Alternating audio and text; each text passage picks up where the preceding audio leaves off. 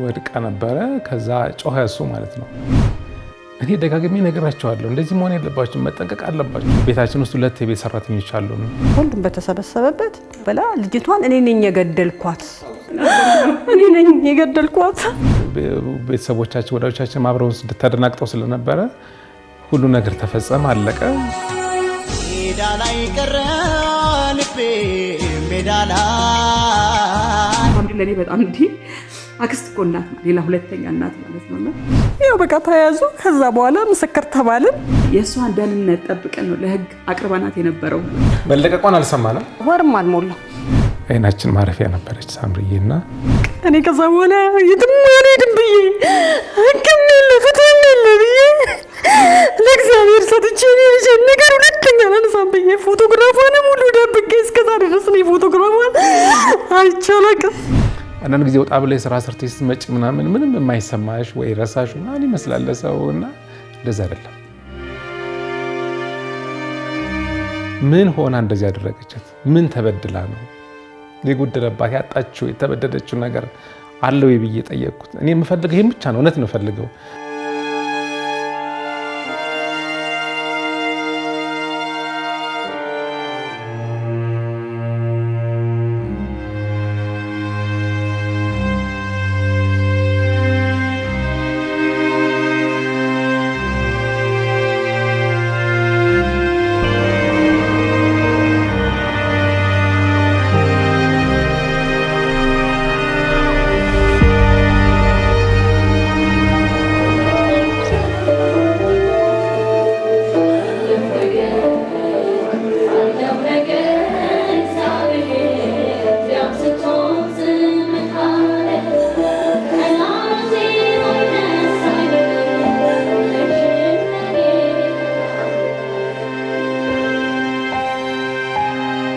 ሰላም ተመልካቾቻችን እንዴት ናችሁ? በኢትዮጵያም ሆነ በዓለም ደረጃ ያላችሁ የሰው ዘሮች በሙሉ ሰላም ለእናንተ ይሁን። እንዴት ናችሁ? ከጥቂት ጊዜያት በፊት እኔ ቤተሰብ ውስጥ ማለትም የታናሽ ወንድሜ ታገል ንጋቱ ቤት ውስጥ የተፈጠረ በጣም ሰቅጣጭ ነገር፣ በጣም አሰቃቂና በጣም ልብ የሚሰብር ጉዳይ ተፈጥሯል። ብዙዎቻችን ቤተሰቦች በጣም ቤተሰብ ጠቅላላ በጣም ልቡ ተሰብሯል። በጣም ተጎድተናል። በጣም ረጅም ጊዜ ውስጥ ፈጅቶብናል ለመረጋጋት። ምንድነው የተፈጠረው ወንድሜ ቤት? ምንድነው አዲስ ነገር ያለው? እስቲ ለእናንተም ብናስተላልፍላችሁ ትምህርትም ይሆናል፣ ማንቂያም ይሆናል፣ ለሌሎችም ትምህርት ይሆናል ብዬ ስላሰብኩኝ ታናሽ ወንድሜ ታገል ንጋቱ ግቢ ገብቻለሁና እስቲ ወደሱ ጋር እንግባና የተፈጠረውን ነገር አብረን እንከታተል። ተከተሉ።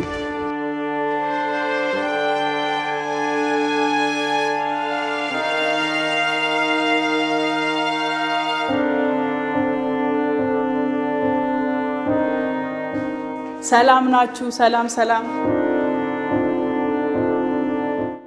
ደህና ዋላችሁ? እንዴት ናችሁ? ሰላም ለዚህ ቤት እንዴት ናችሁ? ሰላም ናችሁ ወይ? እንዴት ናችሁ? እንግዳ ትቀበላላችሁ? ወንድሜ እንዴት ነህ? አለሁልህ። ሰላም ነህ? ሰላም ነሽ? ሰላም ታዲያስ እንዴት ነሽ? ሰላም ነሽ? እንዴት ነሽ? አለን ሁሉ ሰላም። እንዴት ናችሁ? አሜን አሜን እናት አሜን። ቁጭ በሉ። ሰላም እንዴት ናችሁ? እንኳን ደህና ቆያችሁ። ሰላም ነው? እንዴት ናችሁ? ሁሉ ሰላም። እንዴት ናችሁ? ሰላም ናችሁ? እንዴት ናችሁ? እግዚአብሔር ይመስገን ሰላም መጣሁ። ዛሬ የመጣሁበት ያው ለተመልካቾች ለእናንተ ለመንገር እንደሞከርኩት ያው ትንሽ የተፈጠረ ከባድ ነገር ነበረ ከጥቂት ጊዜያት በፊት። ያው እንደተባለው ስላልተረጋጋን ስለነበር ወደ እናንተ መምጣት አልቻልንም ነበር። ዛሬ ግን ጉዳዩ በጣም የተስፋፋ ስለሆነ ወደ እናንተ መምጣት ፈለግንና ያው የእናንተን ፈቃድ ጠይቄ ነው። የኔም ጉዳይ የእናንተን ጉዳይ የጋራ ጉዳያችን ስለሆነ ተመልካች ሊሰማው ሊያውቀው ይገባል ብለን ስላሰብን የመጣ ነውና ምንድነው እስቲ የተፈጠረው ነገር ምንድነው? እስቲ ታሪኩን ማውራት እንጀምር ብዬ ነው። እንግዲህ እኛ ቤተሰብ ላይ አደጋ የደረሰው በ2013 ሰኔ 12 ላይ ነው። እለቱ ቅዳሜ ነበረ። እኛ ብዙ ጊዜ ቅዳሜ ጠዋት ላይ ከቤት ለመውጣትና አረፋፍደን ነው የምንወጣውና ጠዋት ላይ ቁርሳችንን ለመመገብ እዚህ ቁጭ ብለን ነበርና ልጃችን ሳምራይት ደግሞ መኝታ ክፍሏን የነበረችውና ብዙ ጊዜ ሳምሪ መኝታ ክፍሏ ውስጥ ጠዋት ስትነሳ ወደኛ መኝታ ክፍል መታ በራን ኮክታ እንዴት አደራችሁ ብላን ነው የምትንቀሳቀስ የነበረው ማለት ነውና የዛ ለታ ግን ባልተለመደ ሁኔታ ጠፋችብን ማለት ነው። ግን ቆየቻው ግን ምንድነው የሆነው ጠዋት ላይ ታላቅ ወንድሟ ከመኝታ ክፍሉ ተነስቶ ተገናኝተው ነበር 12 ሰዓት ተኩል አካባቢ ማለት ነው በጠዋት ተነስታ ነበር እሷ በጠዋት ተነስታ ያሎትሯን የተነሳችው ወይስ ሁሌም የምትነሳበት ሰዓት ነው ማለት ትምህርት የሚሄዱበት ሰዓት ስለሆነ በጠዋት ነው የሚነሱል ጊዜ ማለት ነውና ተነሳች መኝታ ክፍሏ ውስጥ እንደነበሩ እንደተገናኙ ነገሩናለኛ ማለት ነው እኛ ደግሞ ታች ወርደን ላይ አንድ የላይኛው ፎቅ ላይ ነበር እሷ መኝታ ክፍል ላይ እኛ ደግሞ ታች እዚህ ሳሎን ቤት ቁጭ ብለን ቁርስ ልንመገብ እየጠበቅናት የነበረውና እንዴ ሳምራዊት ዛሬ ምን ሆና ነው የጠፋችው እንዴት ሳስቸላት እንዴት ደናደራቸው አላለችንም ብለን እኛ ዝም ብለን ተገርመን እንነጋገር ነበር እዚህ ማለት ነው ያው እንደ ልጅ ያው ኦን ኤንድ ኦፍ ነው የሚለው ነገር ስለነበርና ከዛ ትልቁ ልጄ አግኝቻታለሁ አሁን እኮ እዛ ሶፋ ላይ ቁጭ ብላ ሁሉ ተነጋግረናል አግኝቻታለሁ በቃ ሄድና ጥራት ብለን ላክ ነው ማለት ነው እሱ ስንት ሰዓት ነው ጠዋት 2 ሰዓት ነው እንግዲህ በሯ ሲያንኳኳ ድምጽ የለም ከዛ ከፍቶ ገባ ማለት ነው ከፍቶ ሲገባ ወድቃለች ልጃችን ማለት ነውና ወድቃ ነበረ ከዛ ጮኸ እሱ ማለት ነው አባባ ድረስልኝ ኑልኝ ሲል እኛ ስንሄድ ሳምሪ ከበር ስር ወድቃለች እኔ ደግሞ እንትን ብላ ነው እንጂ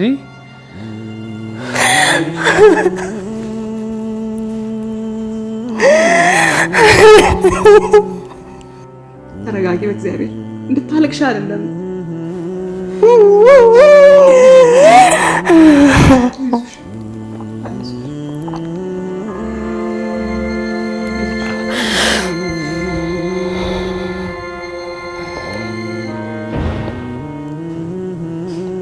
ዛሬ መረጋጋት አለብሽ እስክትረጋጊ ነው ብዙ ነገር እንትን ያለው አይደል ተረጋጊ አይዞሽ ረዳሻለሁ ስሜትሽ ይገባኛል ያንቺ ብቻ ሳትሆን ሳምሪ የኔም ልጅ ነች ለኔ ደግሞ በጣም የተለየች ነበር ሳምሪ ዳክስ ሳይሆን እንለይ ነበር ሁለታችን ስንገናኝ እሺ ተረጋጊ እሺ አይዞ ቅርታና ቀድሜ ደረስኩት እኔ ነበርኩ ወንድሟ እየታገለ ነበር ሊያነሳትና እኔ እንደውም ሳገኛት ወርቃ ነው እንጂ እንደዚህ አይነት ነገር ተፈጧል የሚል ነገር ሐሳብ አልነበረኝ ማለት ነውና አነሳዋትና ከመሬት ላይ አልጋው ላይ አስተኛኋት ሳያት ምንም አትንቀሳቀስም መጥራት አትንቀሳቀስም ከዛ በጣም ተደናገጠን ይዘናት ወደ ሕክምና ተሯሯጠን ማለት ነው የሰፈር ሰው ተሰበሰበ ይዘናት ሄድን ማለት ነው ሐኪም ቤት ሄድን በቃ ኦሬዲ አልፋለች ሳምሪ ማለት ነውና ምንም ማድረግ አልቻልንም በሰዓቱ ቁጥጥር ውጭ ሆነን ነበረ ከነበርንበት ድንጋጤ መውጣት በጣም አቅቶን ነበር ለረጅም ጊዜ ማለት ነውና ማመን የምንችል አይደለም ምክንያቱም ማታ አብረን ራት በልተን ተጫውተን እንደውም ጊዜው ትዝ ካለሽ ኮቪድ ጊዜ ነበርና በጣም ከባድ ጊዜ ነበርና ትዝ ይለኛል ያጎቷ ሚስት ወደ ዱባይ ትሄድ ነበር እና ኤርፖርት ሄዳ የምርመራዋን ይዛ ስትሄድ ኮቪድ ፖዚቲቭ ሆነች ማለት ነው ስትሆን ከዛ በቃ ተመለሰች ተባለ እሷ ከዛ በቃ ቁጭ አልን አራታችን ቁጭ አልን ፈልጋቸዋል አባባ ቁጭ አሉ ምናምን አለች ቁጭ አልን ማለት ነው ከዛኛን መምከር ጀመረች እሷ ምንድነው የምትለው እኔ ደጋግሜ ነግራቸዋለሁ እንደዚህ መሆን የለባችሁ መጠንቀቅ አለባችሁ እጃችሁን ሳኒታይዘር መጠቀም አለባችሁ መታጠብ አለባችሁ ኮቪድ እንዳይዘር ማለት ነው ምክንያቱም ያው የአባታችንን መልፈት ቅርብ ጊዜ ስለነበር በሰዓቱ ሁላችን 80 ነበርና 80 እና እዚህ ደርሰን እንደተመለስን ነው ኦልሞስት በ10 ቀን ውስጥ ነገር አጥተን ያደረገውና እና እንደዚህ መሆን የለባችሁ ምናምን ብላ መክራን እሷ እንደ ትልቅ ሰው እኛ እንደ ልጆች ሆነን እንግዲህ 9 ዓመቷ ነው በሰዓቱ ሳምራዊትና ከዛ በቃ እሺ ከዚህ በኋላ እንደዚህ አናደርግም ጥንቃቄ እናደርጋለን በተቻለ መጠን ምናምን ብለን አያቴን አጣው ደግሜ ደግሞ እናንተን ማጣት አልፈልግም በሚል መከረችን ማለት ነው በለቱ ያ ብዙ ጊዜ ወደ መኝታ ክፍሏ ስትገባ እሷ በጋራ ጸሎት እናደርጋለን በጋራ ጸሎት ካረግን በኋላ እሷ መኝታ ክፍሏ ገብታ ደግሞ ለብቻው ደግሞ ጸሎት ታደርጋለች ሁሉ ጊዜ ማለት ነው ሳታደርግ በፍጹም አትተኛም አልጋ ላይ ሆነ ጸሎት አድርጋ ፈጣሪዋን አመስግና ነው የምትተኛ ነበር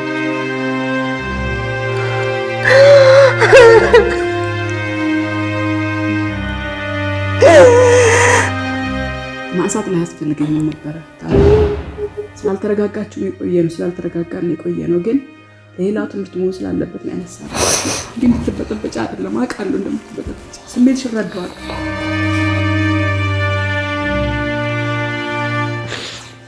ከዛ በኋላ በቃ እግዚአብሔር ከእናንተ ጋር ይሁን ብላ መርቃን ወደ መኝታ ክፍሏ ገባች። እሷ ወንዶችም ወደ የራሷ መኝታ ክፍል ለብቻ አላት፣ ወንዶቹም ለብቻ ራሳቸው መኝታ ክፍል አላቸው። ወደ ክፍሏ ገባች ማለት ነው። ከዛ ጠዋት ላይ ይሄ ዓርብ ቀን ማታ ነው፣ ቅዳሜ ጠዋት ላይ ይሄ ነገር ተከሰተ ማለት ነው።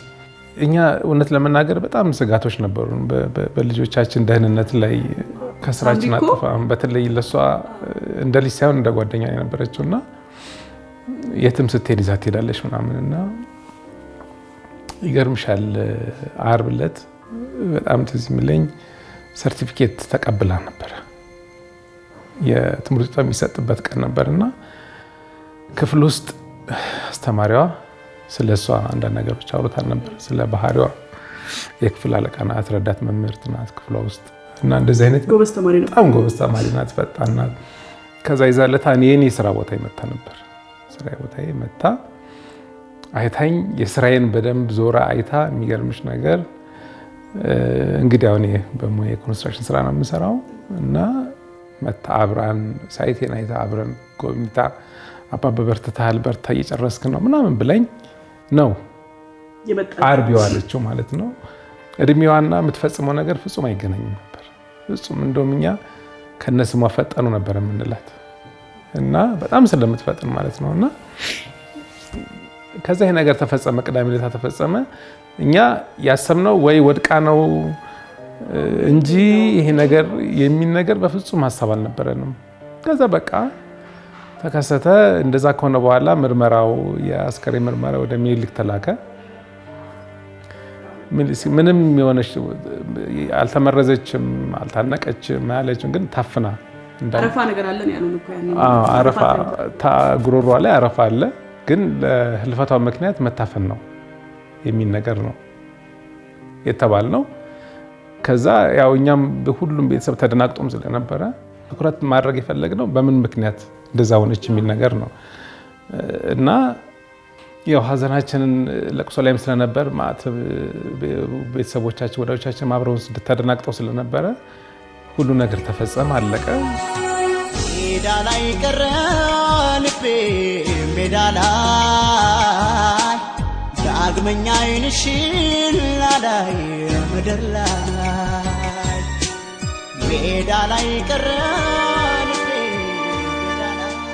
ከዛ በኋላ ትንሽ መረጋጋት ስንጀምር ቤተሰብ በጣም ጠረጣሪ ስለነበር ትዝ ካልሽ አንቺ ነበርሽና የቤታችን ውስጥ 2 የቤት ሰራተኞች አሉን እና ተጋግዞ ነው የሚኖሩት። እኛ ረጅም ጊዜ ከኛ ጋር ኖረዋል። ምንም ችግር የለባቸው እውነት ለመናገር እና በሁለተኛው ቀን ሀዘን ላይ ቁጭ ብለን ቀብሩ በተፈጸመ በሚቀጥለው ቀን ማለት ነው አንደኛው ቤት ሰራተኛችን መኝታ ክፍሏ ውስጥ ሆና ማሚን ጥሩልኛለች ማለት ነው።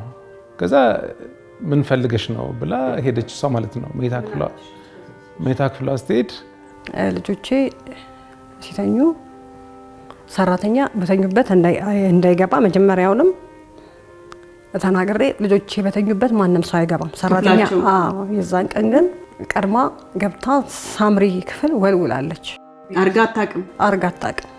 የዛኑ ቀን እንደዛ እንዳረፈች አሁን እኮ ሰው ለውል ነበረች እያለችኝ ከዛ ያው በቃ በልቅሶ ላይ ስለሆንኩኝ ምንም እንትን አላልኩም ስለነበረ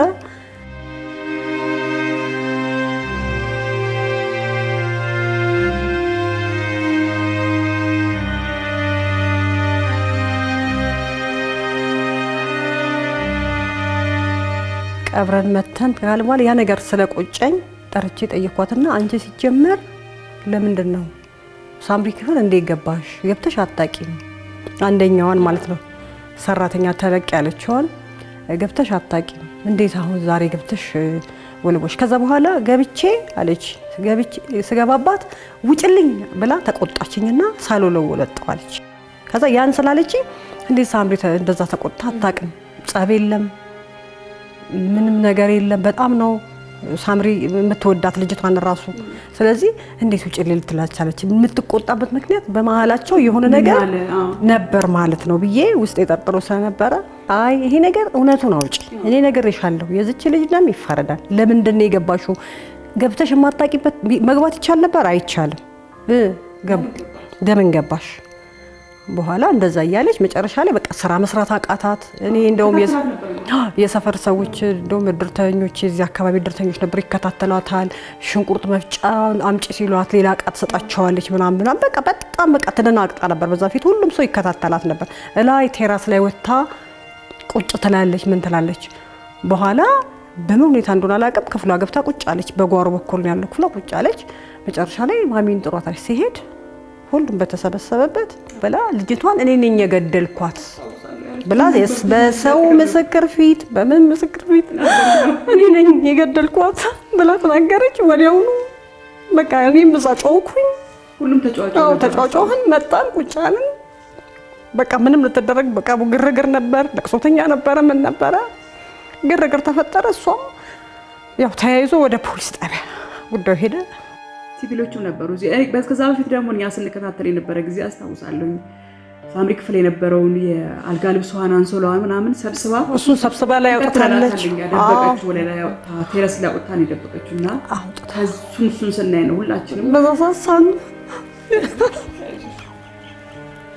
ሻምሪ ሽንቷን ማመልጦት ነበረ በቃ ጭንቅ ላይ ነበረች ስለዚህ ስታፍናትም ሊሆን ስለሚችል ታፍና ነበር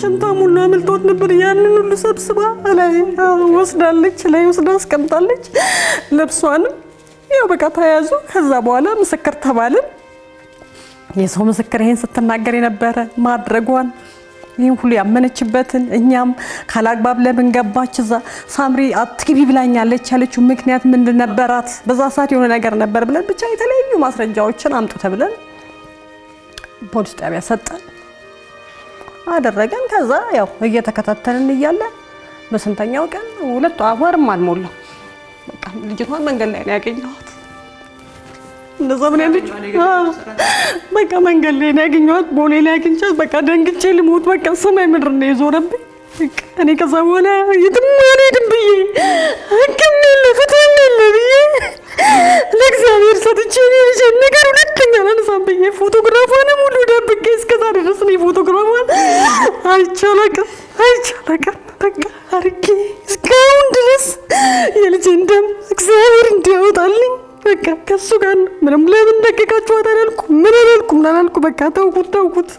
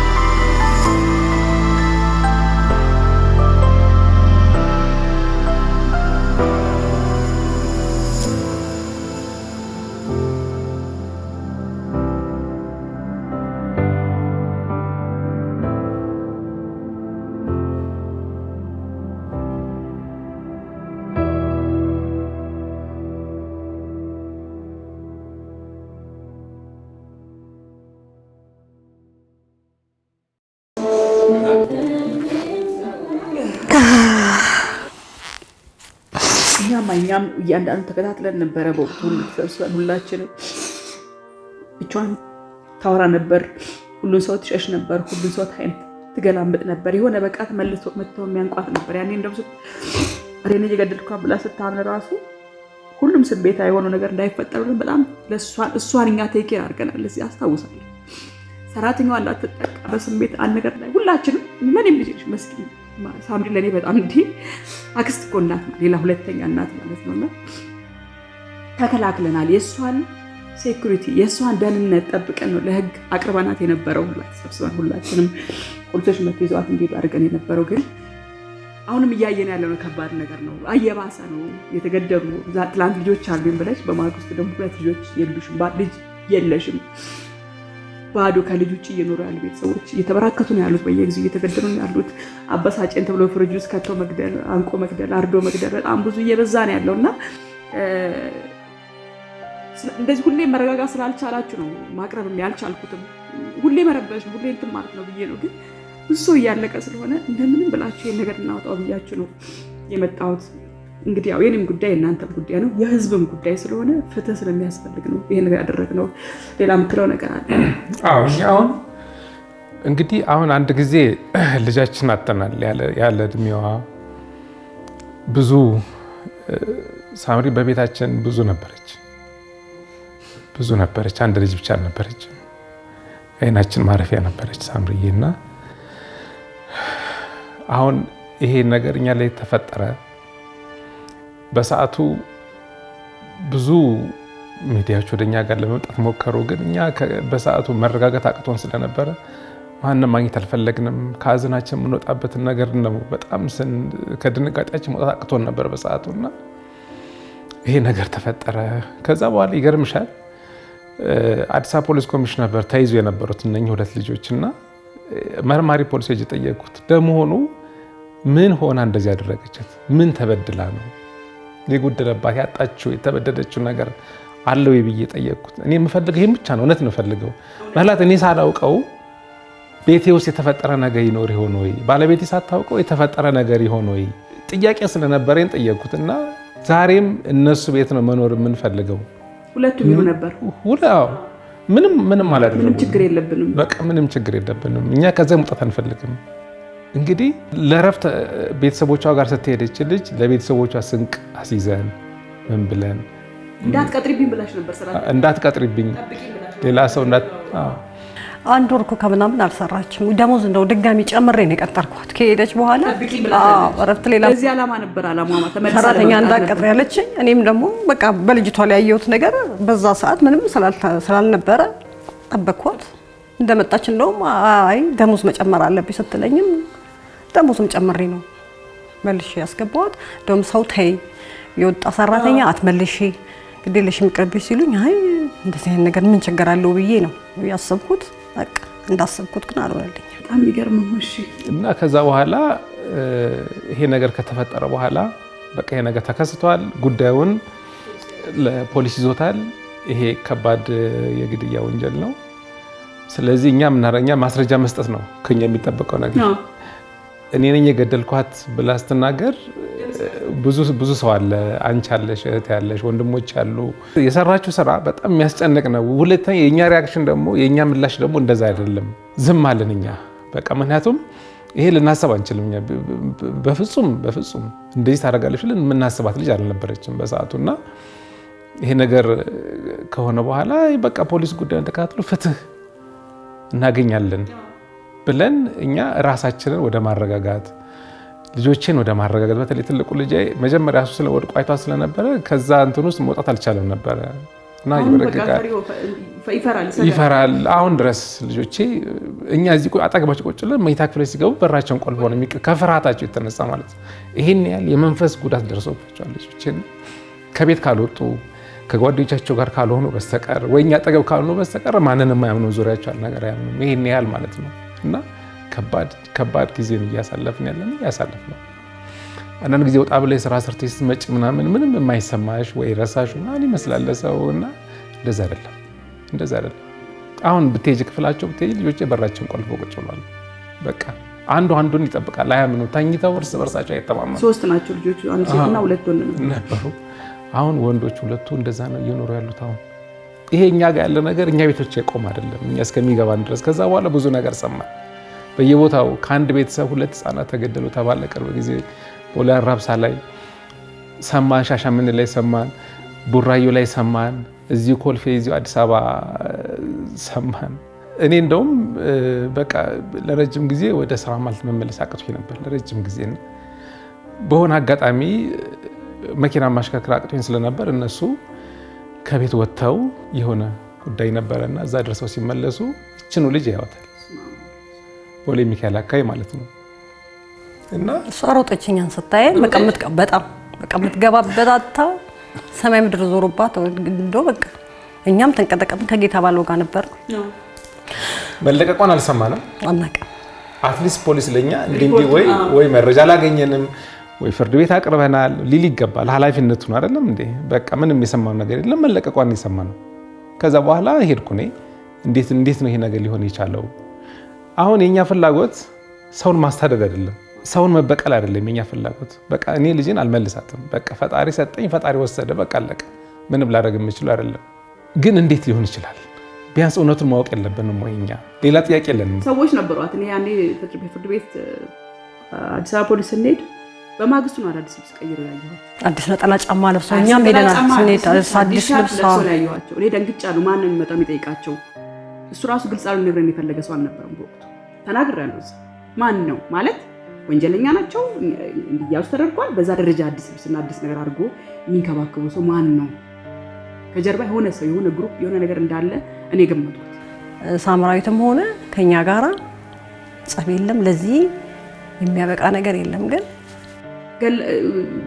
ሳምሬ እንትን ያለች ጊዜ በሩ ጋር ነበረ ናቲ በር ሲከፍት በሩ ላይ ነበር ያስደግፏት። አዎ ምን አርገዋል? ምንድነው ያደረጉት? የቢጃማ አላት ሳምሪ። የቢጃማዋን እንትን ቀበቶ እንደታነቀች አስመስለው በጣም ሳምራዊት እንኳን የ9 ዓመት ልጅ ሊያስረው የሚችለው ሳይሆን የትልቅ ሰው ሊያስረው እንደሚችለው አድርገው መሬቱና የእጀታው የበሩ እጀታና መሬታው ቅርብ ነው። አንጠልጥሎ ሊገላት አይችልም። እዛ ላይ እንደታነቀች ለማስመሰል እዛ ላይ ያደረጉ። ግን ይሄንንም በማስረጃ ተነስቷል። ይሄ በፍጹም ብለዋል። አላደረገችም። የሐኪም ምርመራው በቃ ልጅ ታፍና ነው። ቁመቷ ረጅም ናት፣ በሩ አጭር ነው። ፍጹም ይሄ ሆን ተብሎ ተጎትታ ነው ካልጋ ላይ ተጎትታ እንደገና እዛ ጋር ደግሞ የታነቀች እንድትመስል ተደርጎ ነው የተሰራው። ያ ነገር ልክ በራሷ ላይ እንደተደረገ ነው። ግን ምርመራው የሚያሳየው ምንም አይነት ክርክር የለም። ምንም በቃ ምንም ያው ዋሽንግተን እንደውም እናንተ አልተፈራላችሁም ነበር። እኔ እንደውም ስጠራ ምንድነው ያለኝ? ያንተ ሚዜን የጠራኝ ሳምሪን አሟታል ነይ ሆስፒታል ነው ያለኝ። እኔ ሰው አሟታል እንዴት ታመመች? ምክንያቱም ተደዋውለናል ትናንትና። በዚህ ደረጃ ሆስፒታል የሚያስተኛ እኔን የሚያስጠራ ነገር ምንድነው? እስቲ ብቻ ለማንኛውም ግን አልተረጋጋሁም ነበር። ስመጣ አላየሁሽም። አንቺ ወደ ውስጥ ነበርሽ። እሱ መሬት ላይ ወርቆ ሲንደፋደፍ በቃ በጣም አዝኖ ልብሱን እየቀደደ ምናምን ሲያብድ ነው ያየሁትና እኔ እግዚአብሔር በሚያውቀው እኔ ሳምሪን አላሰብኩም። እኔ እንደገባው ታፋር ብዬ ነው የወደኩት። በቃ ማለት አላቅም፣ ጭንቅላቴ ግራ ገባኝ። የእሱ እንደዛ መሆን እኔ ልጅ ላይ ልጅ ፈጥራም አታስብም። ወዲያ ሳምሪ ሲባል ደግሞ ሌላ ታሪክ ነው። በጣም እና እንዳለ ፖሊስ ተከቦ ነበር ሆስፒታሉ። በጣም የነበረው ነገር ሆስፒታሉ የነበሩት የምርመራ እንትኖች ነርሶቹ በጣም የሚገርሙ ናቸው። በጣም ለማረጋጋት ሞክረዋል። በጣም ብዙ ስቴፕ ከኛ ጋር ሄደዋል።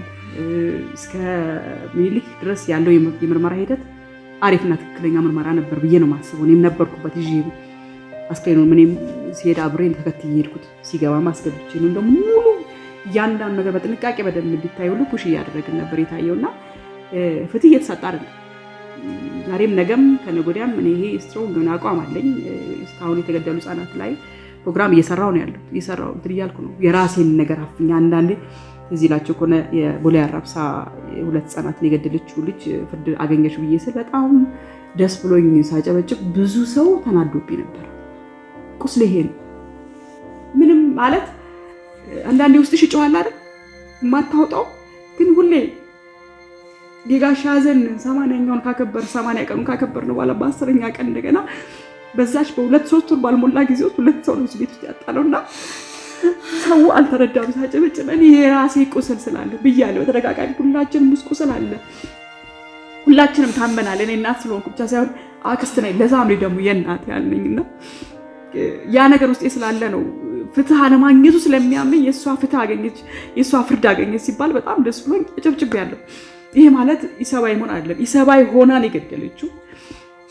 ከኢሰባዊነት በጣም አንዳንዴ ሁላችንም ቤት መጥቶ እንባችን መፍሰስ ያለበት ብዬ አላስብም። ሁሉም ቤት የትኛውም ሰዓት ይደርሳል።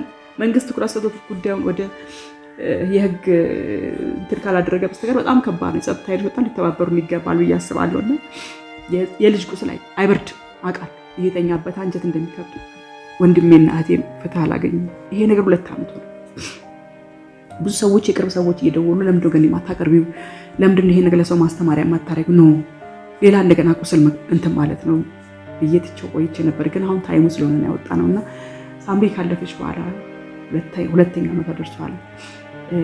የሚቀጥለው የዛሬ ሳምንት ሰኔ 12 2 ዓመት ማለት አንዳንድ ሰው የሚፈጠሩ አንዳንድ ልጆች የሚፈጠሩት ለምክንያት ነው። ሳምሪ ለምን ተፈጠረች ብላችሁ አስባችኋል? ስልኮ ላይ በመጫን አሞሌ ላይትን ይጠቀሙ። ጥሩ እንግዲህ አሁን እኛ ምንድነው እያደረግን ያለ ነው? እንግዲህ አሁን እግዚአብሔር ይመስገን እኛም እየተረጋጋን ያለ ነው። ወደ ስራም ተመልሰናል። ልጆቻችንም ለማረጋጋት እየሞከርን ያለ ነው እና አሁን እኛ 2 ነገር ነው እየሰራን ያለ ነው በአሁኑ ሰዓት ማለት ነው። አንደኛው ብዙ እህቶቻችን ወደ አረብ ሀገር ይላካሉ በአሁኑ ሰዓት ላይ ማለት ነው እና በፊት ዝም ብለው ነበር ይሄዱ የነበሩት። አሁን ግን በቅርብ ጊዜ እንዳለኝ መረጃ የስራና ክህሎት ሚኒስቴር ሴት እህቶቻችንን እያሰለጠኑ ሰርቲፋይድ እያደረጉ ለሙያ እያበቁ ብቁ የሆኑትን ወደ ውጭ ይልካሉ፣ ወደ አረብ ሀገራት ይልካሉ። እነዚህ ሰዎች የሚሄዱት አንድም ስራ እንዲያገኙ ነው፣ ሁለትም የሀገርም ገጽታም ጭምር ስለሚሆን ማለት ነው ጥንቃቄ ለማድረግ ነው። ምክንያቱም ምንም ሙያ የሌላቸው ሴቶች ወደ አረብ ሀገር ሄደው ከአሰሪዎቻቸው ጋር አይስማሙም። መጨረሻ ላይ ወይ ገድለዋቸው ወይ እነሱ ወንጀል ሰርተው እዛ እስር ቤት ይማቀቃሉ። ይሄን ነገር ለመከላከል ይመስለኛል በመንግስት ደረጃ ህግ ወጥቶ በስነ ስርዓት ስልጠና እየወሰዱ ወደ አረብ ሀገር እንደሚሄዱ አውቃለሁ። መንግስት ከለላ ሰጥቷቸው ማለት ነው። ለመሆኑ የሀገር ውስጥ ያለው የቤት ሰራተኞች የስራ ስምሪትና ወደ ውጭ የሚሄዱ ሴቶቻችን ያለው የስራ ስምሪት በመጠን ደረጃ የቱ ነው የሚበልጠው? የትኛው ነው ብዙ የሰው ኃይል ይዞ ያለው ብለሽ ብታስቢ የሀገር ውስጥ ያለው የስራ ስምሪት በጣም ብዙ ነው። ይሄ ግን ምንም አይነት እኔ እስከማውቀው ምን የተሳስቼ ከሆነ እታረማለሁ። እስከማውቀው ድረስ ምንም አይነት የህግ ማዕቀፍ የለም። አሰሪውም መብቱና ግዴታውን አያውቅም። የቤት ሰራተኛ ሲቀጠሩ ሰራተኞቹ መብትና ግዴታቸውን በትክክል አይገነዘቡም። እነሱን የሚያስቀጥራቸውም ደላላ እንዴት ትችላለች፣ እንዴት ታውቃለች፣ እንዲህ ምናምን ብሎ ነው የሚያስገባው። ከዛ በኋላ ግን ወንጀል ዋስም መሆንም አይችሉም። ከዛ በኋላ ወንጀል ሲፈጽሙ ይገኛሉ። የብዙ ቤተሰብ ህይወት ተመሰቃቅሏል በአሁኑ ሰዓት ላይ። ስለዚህ ይሄ ነገር አሁን እኛ በአሁኑ ሰዓት ላይ ሳምራዊት ፋውንዴሽን የሚባል የበጎ አድራጎት ድርጅት አቋቁመናል። በቤተሰባችን ማለት ነው። እኛ የራሳችን ድርጅት አለን፣ ስራ እንሰራለን፣ ሰርተን ገቢ አለን።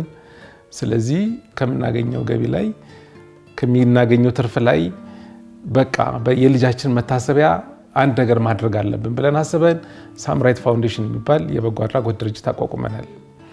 ይሄ ድርጅት በአሁኑ ሰዓት ላይ ወደ 100 የሚጠጉ ህፃናትን ያስተምራል፣ አረጋውያንን ደግሞ ይጦራል። በየወሩ ማለት ነው። በየወሩ ገንዘብ እንሰጣቸዋለን። እንደዚህ ያገዝናቸው ያለ ነው፣ እየረዳን ያለ ነው። በሌላ በኩል ደግሞ የምንፈልገው ነገር ምንድነው? የሀገር ውስጥ የቤት ሰራተኞች የስራ ስምሪት የሆነ አይነት የህግ ማዕቀፍ ያስፈልገዋል። በቃ አሁን የዚህ የደሞዝ የጥቅማ ጥቅም ምናምን ጉዳይ አይደለም፣ ከዛ አንፃር አይደለም፣ ተጠሪ ያስፈልገዋል። በቃ ይሄን ነገር የሚከታተል አሁን ለእንትኖች ለውጭ ለሄዱት እኮ ተጠሪ ለመሆናል ችግር ቢደርስባቸው ችግር ቢያደርሱ፣ ጥፋት ቢደርስባቸው ጥፋት ቢያደርሱ ተጠያቂ የሚሆነው የኢትዮጵያ መንግስት ነው። በሀገር ውስጥ ያለ በዛ በሚሰማሩበት ሀገር ያለ የኢትዮጵያ ኤምባሲ ይከታተላቸዋል። ጉዳዩን ቆንሲልም ሊሆን ይችላል፣ ዋቴቨር ብቻ ይከታተላቸዋል። ተከታትሎ መብታቸውን ያስከብራል፣ ይጠብቃቸዋል። በዚህ መሰረት ሰላማዊ የሆነ ነገር እየተፈጠረ ነው ያለው እስካለ። ኢትዮጵያ ውስጥ ግን ይሄን ነገር የለም። ከየትም ይመጣሉ፣ ይገባሉ፣ ይቀጠራሉ። ብዙዎቹ ጥሩ ናቸው እውነት ለመናገር ማለት ነው። ሁሉንም እያልን አይደለም ያለ ነው። በጣም ጥቂቶች ግን እንዲህ አይነት ከባድ የሆነ የሰውን ህይወት የሚመሰቃቅል ወንጀል እየፈጸሙ ነው ያሉት። ይህን ነገር መከላከል የሚቻለው ደግሞ ትክክል አይደለም ብሎ የሆነ ነገር ሲፈጠር ሰልፎቶ ትገደል ትሰቀል ምናምን በማለት አይደለም። ይሄ አይጠቅምም። ውጤትም እያመጣም አይደለም ያለው። ይሄ ነገር ከተፈጠረ በኋላ በየቦታው እያየን ያለ ነው። አሁን እኮ ከመግደልም አልፎ እኮ ገድለው ወደ ማቃጠል ተመቷል እኮ። ምንድን ነው? ስለዚህ ይሄ እንደ ወላጅ ስታስቢው አንቺ ላይ የሚፈጥረውን ተጽዕኖ ማሰብ ነው በቃ። ስለዚህ ይሄን ነገር ለመከላከል እኛ በድርጅታችን በኩል የራሳችን ሀብት ዴዲኬት አድርገናል ለዚህ ጉዳይ። ገንዘባችንን፣ ጊዜያችንን፣ ጉልበታችንን በሙሉ ፉል ታይም አሁን የሙሉ ጊዜ ስራችን አድርገናል። በቃ የሙሉ ጊዜ ስራችን አድርገን አሁን እዚህ ላይ ያለ ነው። አንደኛ ከገባንበት ሀዘን ለመውጣትም ይሄ ነገር እያጽናናን ያለው። ሁለተኛ እኛ በምናደርገው ነገር ሰዎች እየተጽናኑ ነው ያሉት፣ እየበረቱ ነው ያሉት። ጊዜው በጣም ከባድ ነው። ሰው መኖር ተቸግሯል። የኑሮ ውድነቱ ምኑ ስላለ ትንሽ እንኳን ካለን ነገር ለአንድ ሰው እንኳን አንድ ቀን አንድ ሰው በልቶ ቢያደር በሚል ይሄን እያደረግን ያለ። ምን ያህል ሰው ይዛችኋል? በአሁኑ ሰዓት ላይ አዲስ አበባ ውስጥ በቦሌ ክፍለ ከተማና በጉለሌ ክፍለ ከተማ ነው የምንሰራው። ጉለሌ ላይ አሁን እጃችን ላይ ያሉ 72 ናቸው። አቅማችን የሚችለው እንደዛ ስለሆነ እና በየወሩ ቤት እንግሊዝ ላይ በጣም ብዙ አሉ። እነኚህ ሰዎች ይሄ ራሳችሁ ከራሳችሁ ገቢ ብቻ የምታረጉት በቀኛ ምንም የራሳችን በአብዛኛው በነገራችን ላይ ሳምሪ በህይወት በነበረችበት ጊዜ ትልቁ የሷ ተፈጥሮ የነበረው መንገድ ላይ ሰው ከለመናት እጇ ላይ ያለው ነገር አስረክባ የምትሄድ ልጅ ናት እንጂ ይዛ አትሄድም። ቀንሳ እንኳን መስጠት አትወድም ካላት ነገር ማለት ነው። እና ሰዎች ሲመርቋት ሰዎች ሲሏት በጣም ትወዳለች። ለነገሩ የእሷ ብቻ ሳይሆን የሌሎችም ልጆችን ባህሪ ነው እንዲህ አድርገን ያሳደግናቸውና የእሷ ግን ይለያል። ስለዚህ ሳምሪ እንዲህ አይነት ነገርን ለእሷም አሁን እኛ ይህን ነገር በማድረጋችን የእሷን ታድርግ የነበረው ነገር በማስቀጠላችን ትንሽ መንፈሳችን እየተረጋጋ ወደ ቀልባችን እየተመለስን መተናል። እና አሁን ሰራተኞች ቀጥረናል፣ ህጋዊ ፈቃድ አውጥተናል። ከፌዴራሉ የሲቪል ማህበረሰብ ድርጅት ባለስልጣን ህጋዊ እውቅና ተሰጥቶናል። ከአዲስ አበባ ሴቶችና ህጻናት ጉዳይ ቢሮና ከፋይናንስ ቢሮ ጋር የፕሮጀክት ስምምነት አድርገናል። የ3 ዓመት ፕሮጀክት አለን አሁን። በዚህ መሰረት ከክፍለ ከተሞችና ከወረዳው ጋር በጋራ ተነጋገርን፣ የጋራ ስምምነት አድርገን በጣም ችግረኛ ናቸው የተባሉ ሰዎች እነሱ መልምለው አቀረቡልን። ከዛ በኋላ እነዚህ ሰዎች ትክክለኛ ችግረኛ ናቸው የሚለውን ነገር ደግሞ በራሳችን አጣራን። ከዛ ተቀብለን አሁን ለእያንዳንዱ ሰው በየወሩ ለአረጋውያኑ የጡረታ ገንዘብ እንሰጣቸዋለን። በየወሩ 500 ብር እንሰጣቸዋለን። ይገርምሻል። በባንክ በሲስተም በባንክ ቀጥታ እንሰጣቸው። ምክንያቱም ምንድነው የኛ ሀሳብ እነኚህ ሰዎች የተረጅነት ስሜት እንዲኖራቸው አንፈልግም። በየቤታቸው ሆነው እኛ የባንክ ሂሳብ እንዲከፈትላቸው አደረግን። በዳሽን ባንክ በኩል ዳሽን ባንክ በነገራችን ላይ በጣም እየረዳን ያለው ከጎናችን ቆሟል። ዳሽን ባንክን በዚህ አጋጣሚ ማመስገን እንፈልጋለን። በእኛም በቻናላችን ስም በጣም ማመስገን እንፈልጋለን። በብዙ መልኩ እያገዙን ያሉት እና ይሄን ነገር ፕሮሰስ አቀለሉልን እነሱ። እዛ ሂሳብ እንዲከፈትላቸው አደረግን። ከዛ እኛ በየወሩ ወደ ሂሳባቸው ገንዘብ ይገባላቸዋል። እንደውም አንድ ነገር የምነግርሽ ነገር የተወሰኑ ሰዎች አንድ ቀን ስታልፍ ወሩ 30 ሲደርስ ነው ከምልክ ሲደርስ ይገባላቸው እንደ ደሞዝ ማለት ነውና አንድ ቀን ሲዘገይ የታለ ጡረታ ገንዘብ ብለው መጥቶ እኛን የሚቆጡ ሰዎች አሉ። የራሴ ነው ብሎ በቃ የኔ ነው ብሎ ነው በቃ መብቴ ነው። እኛ ደግሞ ይሄ ነገር ከምንም ነገር በላይ ለኛ ረፍትና ሰላም የሚሰጠን ነገር ሆኖ ያገኘ ነው። እንዲህ ሲሉ እኔን አያቆኝም እኚህ ሰው እሷን አያቋትም። ግን ይህን ስራ የሚሰሩ ፕሮጀክት ሰራተኞች አሉ እኛ ጋርና እነሱ ነው የሚያገኙት። ምን አይነት ሰዎች ናቸው? አሁን ይገርምሻል፣ ህጻናቶቹ አካል ጉዳተኞች አሉ። በተለይ 2 ህጻናት እናታቸው አዝላቸው 12 ዓመቷ ነው ህጻን ልጅቷ ማለት ነው። እንደነገረች እናትየዋ አዝላት ከቤቷ ትወጣለች። ትምህርት ቤት ታስገብታ ወንበር ላይ ታስቀምጣታለች። ከዛ ክፍሉ ሲያልቅ ሄዳ አዝላት መታ ወደ ቤቷ ትመልሳታለች። ዊልቸር የላትም፣ መቆም አትችልም። ሌላኛው ደግሞ መራመድ የማይችል መናገር የማይችል አይኑ ብቻ ሲቁለጨለጭ የምታዩቸው ልጆች አሉና ትንሽ በጣም ፔንፉል ነው የምታየው ነገር ማለት ነው። እውነት ለመናገር እኛ እዚህ ስራ ውስጥ ከገባን በኋላ ያየነው ነገር የአዲስ አበባ ከተማ አስተዳደር እነኚህ በየትምህርት ቤቱ የምገባ ፕሮግራም ባይኖር ኖሮ ስንት ህፃናት ከትምህርት ቤት ይቀሩ ነበረ። በረሃ በተለይ በዚህ ጊዜ ምክንያቱም ወላጆቻችን መመገብ አይችሉም፣ አቅም የላቸውም፣ ስራ የላቸውም፣ ገቢ የላቸውም። የሚኖሩት በስራቸው ወንዝ ሽንት ቤት እየፈሰሰ እንደዚህ አይነት ቦታ ላይ ነው የሚኖሩት። በጣም ነው የሚያሳዝኑት። እና ቢያንስ አንድ ጊዜ ጠዋት ይመገባቸዋል እንዳለ መረጃ በቀን 2 ይመገባሉ። 30 ምናምን ሺህ ህጻናት እንደሚመገቡ አውቃለሁ። አሁን በየወት የመገባ ማዕከል የተቋቋመ ነው ያለው ለትልልቅ ሰዎችም ማለት ነውና ይሄ ስርዓት ባይኖር ስንት ህጻናት ወደ ቤት ይቀራሉ? አንደኛ በዚህ አጋጣሚ አዲስ አበባ ከተማ አስተዳደር እያደረገ ያለውን ነገር እኛ ሳናደንቅ አናልፍም። ማመስገንም አለብን። ሰውም ለዚህ ነገር ክሬዲት መስጠት መቻል አለበት ብዬ አስባለሁ። እኛ አሁን በራሳችን እንግዲህ ካለችን ነገር ላይ በቃ ሳምራዊትን ብትኖር ትምህርት ቤት የሚከፈል በአመትም ቢሆን ያው እድሜው እስኪደርስ ለሷ የምናደርጋቸው ነገሮች ላይ ደግሞ እኛ የሚቀርብን ብለን እዛ ላይ አድርገን ነው የምናደርገው። ግን ያው ገደብ አለው ሁሉም ነገር ገደብ ስላለው እሱ ግን አብሮን ሄዶ እሱም ይግባ ይል ነበር።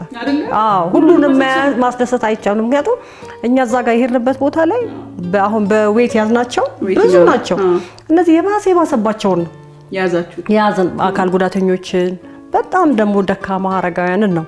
ግን ደግሞ ከዛ በላይ ደግሞ እንያዝ ብንል በጣም ብዙ አሉ፣ በጣም የሚያስለቅሱሽ።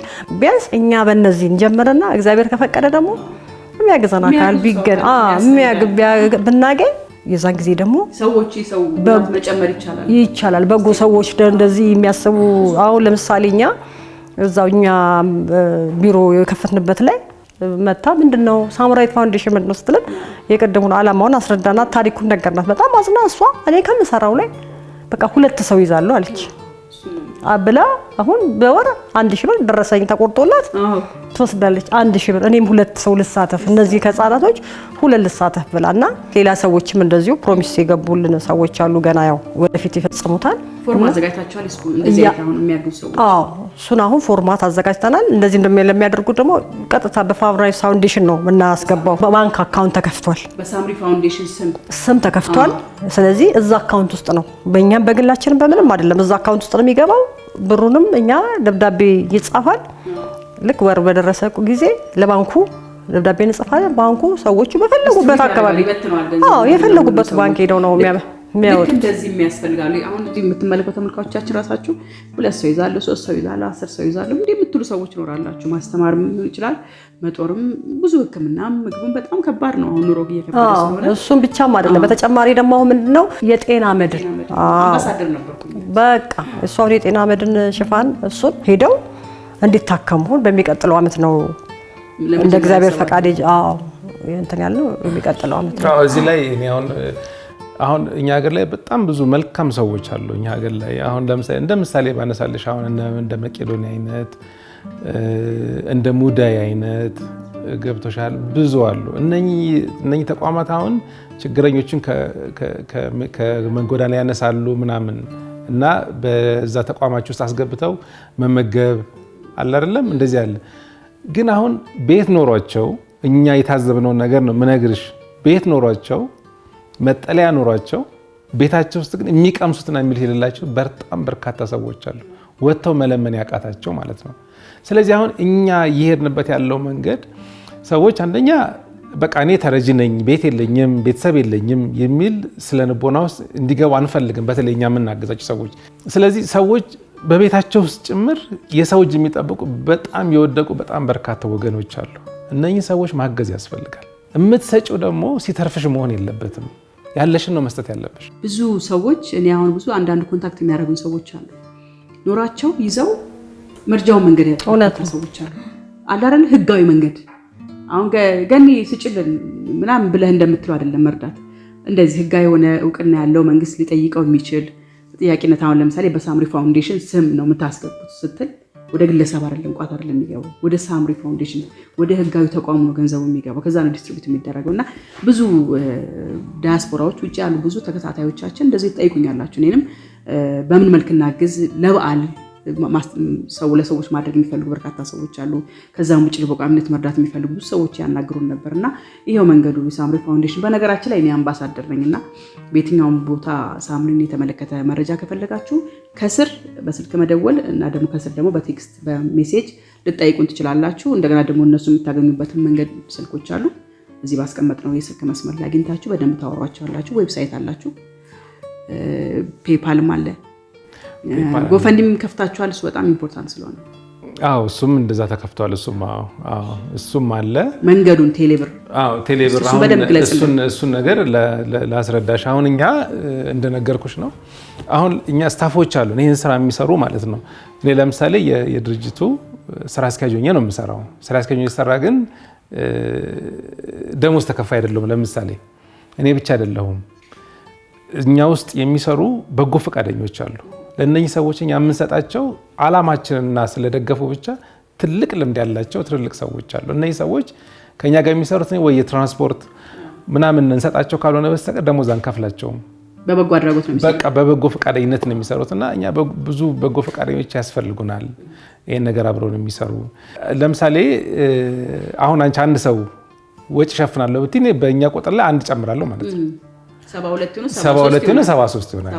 ሌላ ሰው ይመጣ ደግሞ ሁለት ሰው ቢጨምር እንደዛ እያለ ነው የሚሄደው።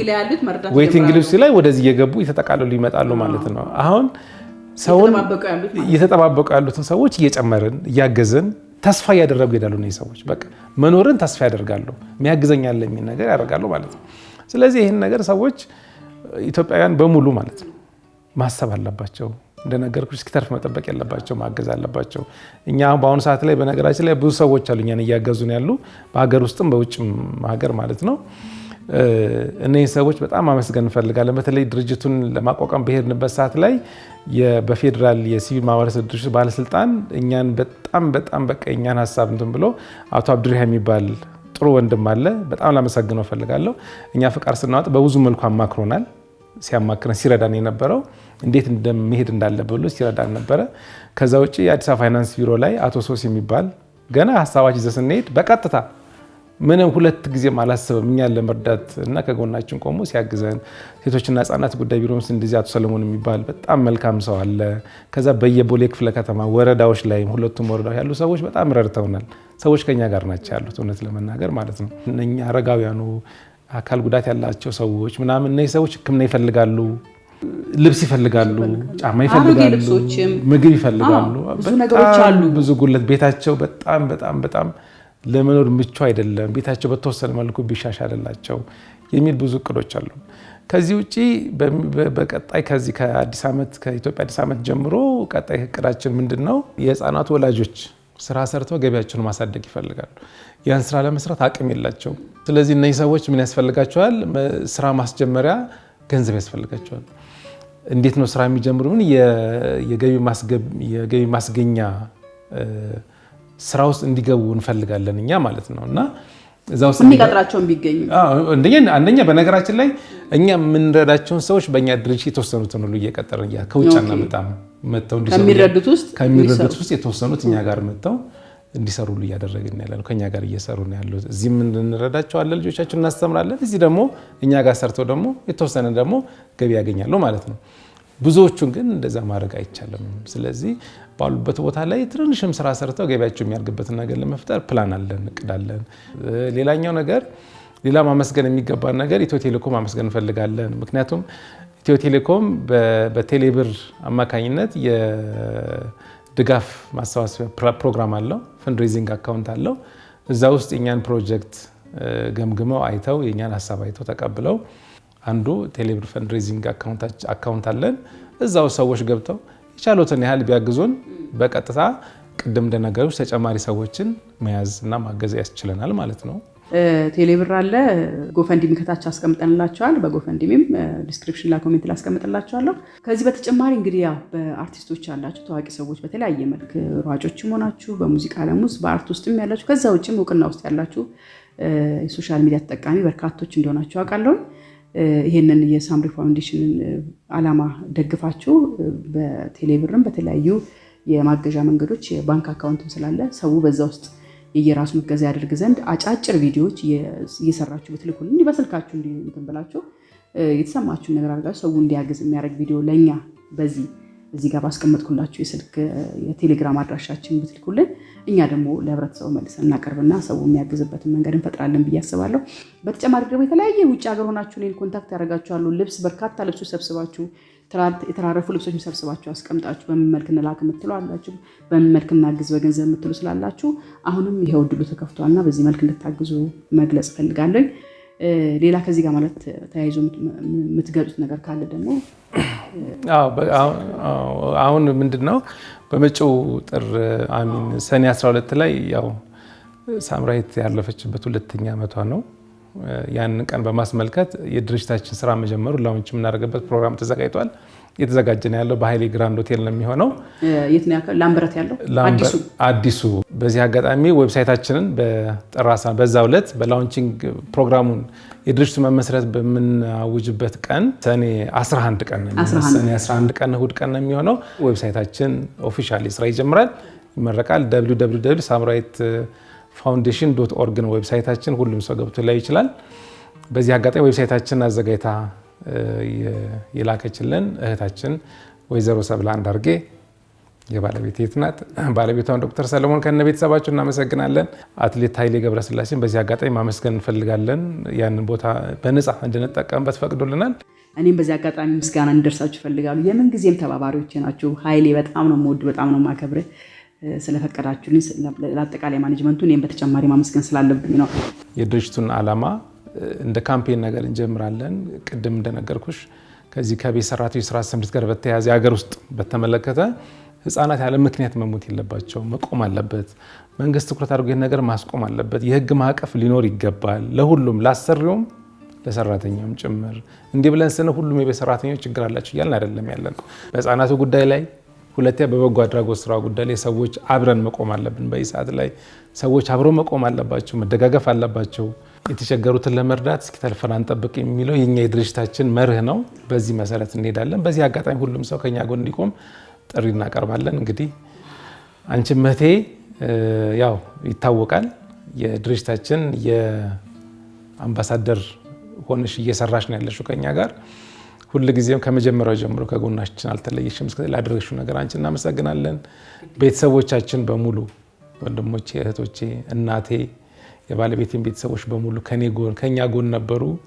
ፍትህ እንድናገኝ በጣም ተሯሩጧል። ሁሉም ከኛ ጎን ያ ባይሆንልንም ግን አሁን በዚህኛው መንገድ ነው ያለነውና በዚህኛው መንገድ ደግሞ ከጎናችን እንዲቆሙ ሁሉንም ጥሪ እናቀርባለን ማለት ነው። በሚዲያዎች ውስጥ እየደወሉ ይሄንን ኬዝ እንዳወራቸው የጠየቁኝ ሰዎች ነበሩ፣ ብዙ ነበሩና ኬዙ ጉዳዩ እንደዚህ ነው የተፈጠረው ነገር ይሄ ነው። በጣም 2 ዓመት ተሰብረን ቆይተናልና ኦፊሻል አድርገነዋል። የሆኑ ሰራተኞች ጥቂት ሰራተኞች አሁን ማሰምርበታለሁ በጣም ጥቂት ሰራተኞች በሚያመጡት ዳሜጅ በሚያመጡት ችግር ብዙ ህጻናት እየተጨረሱ እየተገደሉ እየተቃጠሉ በጣም እየተሳቀቅን ያለ ነው። ባለፈውም 2 ልጆች ተቃጥለው በነበረበት ጊዜ የት እንሂድ ተሸክመን ስራ እንሂድ ወይስ አንብላ ጥያቄ አቅርቤያለሁ። ለመንግስትም ጮክ ያለው የዛን ጊዜ አሁንም ጩኸት ይሄ ነው። አሁንም እኛም ሁሉም ሰው መቼም እሳት ማቃጠሉን የሚያውቀው ሲነካው ብቻ አይደለም ሳይመጣብንም እንደሚያቃጥል ማሰብ መቻል አለብንና ሚዲያዎች መነጋገሪያ እንዲሆን ስለምንፈልግ እንደ ትሬንድ እንዲሆን እንፈልጋለን። በቃ ይሄ ድምጽ እንድትሆኑ እንፈልጋለን። እኔ ለብዙዎች ድምጽ ሆኛለሁ፣ አሁን ደግሞ ለኔ ድምጽ እንድትሆኑ እንፈልጋለሁ።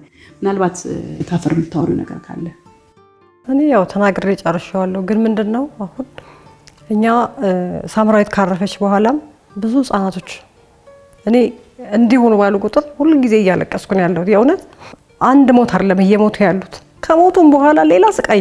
ሳምራዊት አንድ ሞት አይደለም የሞተችው፣ መጀመሪያ በስቃይ ተገድላ ከዛ በኋላ ደግሞ በሌላ ነገር እንደሞት የተደረገው። አሁን ደግሞ ይገሏቸውና ደግሞ ሌላ እሳት የሞት 3ኛ 2ኛ ሞት። አንድ ሰው 3 ጊዜ 4 ጊዜ አይሞት። ስለዚህ የጭካኔ። ስለዚህ አሁንም በሳምራዊት አሁንም ከሳምራዊት ቀጥሎ በሞቱት ይብቃ። በቃ መንግስት እጁን ይክተትበት። ፍትህ ለህፃናት ያላግባብ ምንም በማያውቁት ለሚገደሉት ህፃናት ፍትህ ነው በቃ ማለት ሌላ ምንም ማለት። አሁን እጠብቃለሁ። ለተመልካቾችም ለአድማጮችም የምለው ነገር እንደኔ በልጅ አትፈተኑ። አይናችሁ ከልጆቻችሁ ላይ ይነሳ። ልጆቻችሁን በጣም አድርጋችሁ ጠብቁ፣ አትመኑ። እኔ ዛሬ ልጆቼ የሳምራዊት ታላቆች ናቸው፣ ግን አይኔም ነፍሴም ልጆቼ ላይ ነው ያለው። በፊት የዚህን ያህል ጥንቃቄ ማድረግ ምናልባትም ሳምራዊት ለዚህ አደጋ አትጋለጥብኝም ነበር ብዬ ነው። አደራ ልጆቻችሁን ሁላችሁም ጠብቁ። አመሰግናለሁ። የሳምሪን ነፍስ በአጸደ ገነት ያድርግልን፣ እንዲሁም የአባታችንን ነፍስ በአጸደ ገነት ያድርግልን። እንግዲህ ለሳምሪ ፋውንዴሽን እና የሳምሪ ጉዳይ ላይ የነበረውን ጫፍ አውርታችሁ የቆመውን እኛም መግለጫ እንሰጥ ያልፈለግንበትን ጉዳይ ዛሬ አንስቼላችኋለሁ። በየቤታችን እንግዲህ ያለውን ነገር እንድናይ ነው በዚህ አጋጣሚ የምገልጸው። ገነት ንጋቱ ነበርኩ ከወንድሜ ከታገል ንጋትና ከባለቤት ታፈራ እንዳርጋ አብሬ ነበርኩኝ። ነገ በሳምሪን በምትወደው የበጎ አድራጎት ስራ እሷ ታደርገው የነበረው ትሰጥ የነበረውን ትለግስ የነበረውን ነገር በማስቀጠላችሁ ይሄም ደግሞ የልባችሁ ማረፊያ እንዲሆንላችሁ ፈልጋለሁ፣ እንዲሆንላችሁ እመኛለሁ። እንግዲህ ላምበረት የሚገኘው ሃይሌ ግራንድ ሆቴል ሰኔ 11 በ8 ሰዓት ተኩል እንገናኝ። ለዛሬ ጨርሰናል። ሰላም። በፕሌይ ስቶር ወይም አፕ ስቶር ላይ አሞሌ ብለው ሲፈልጉ ከሚያገኟቸው አማራጮች የቀደመውን ሳይሆን አዲሱን አሞሌ ላይትን ይምረጡ። ስልክዎ ላይ በመጫን አሞሌ ላይትን ይጠቀሙ።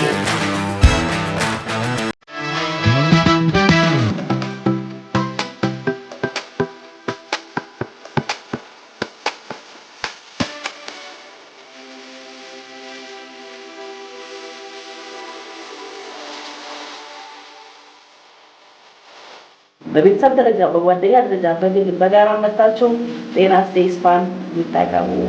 እኔ ያልኩ